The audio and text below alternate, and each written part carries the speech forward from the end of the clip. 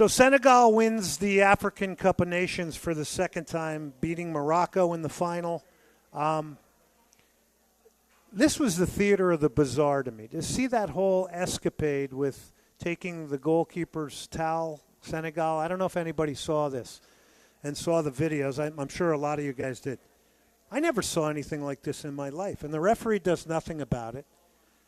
There's 4 or 5 ball boys who don't look that young, frankly. They might have been adults in disguise. They're literally around Mendy's goal, wrestling with the backup goalkeeper for Senegal with his towel because it was raining and he wanted the towel.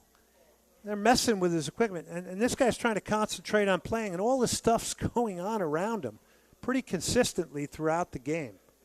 And the backup goalkeeper for Senegal, I don't know his name offhand, ends up being a hero because he's constantly fending these guys off. And you're just sitting there going, like, we didn't really see a lot of that on TV because they didn't put the camera on that.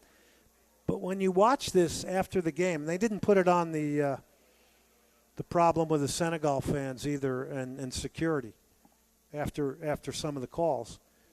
But it's a clown show. I mean,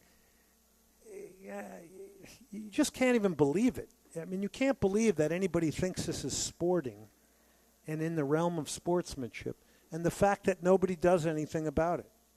Got 2 minutes? So when we come back, I'm going to try to put this in a little bit of chronological order for you. There was, to me, a legitimate goal scored by Senegal in like the 88th minute, right near the end.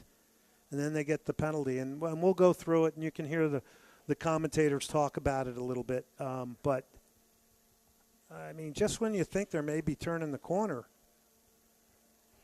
And then, of course, this is where we all believe that there's things contrived that are kind of the dark side of soccer where, we've heard these stories. We begin to believe them.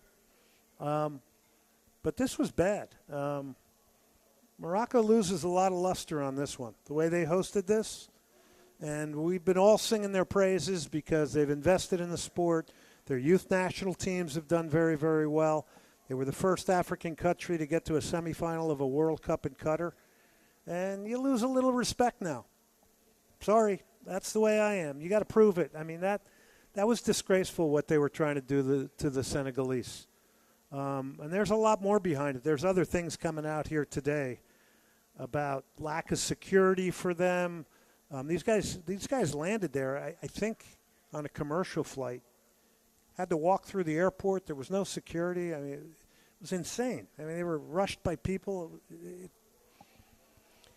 We forget it's not as nice and rosy as going down to Shell Energy Stadium and our nice little MLS world of do not criticize and say anything bad, or you will not be wanted.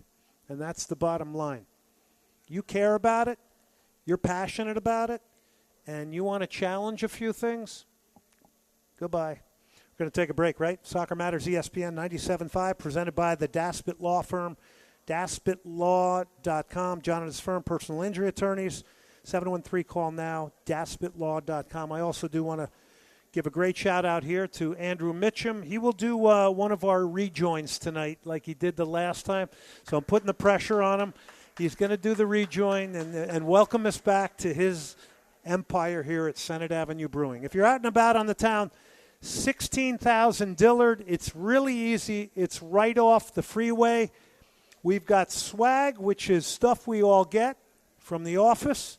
And we got T-shirts, hats, much, much more. We got a Premier League player, Earl Barrett, coming in from Austin Villa. Let's take a break.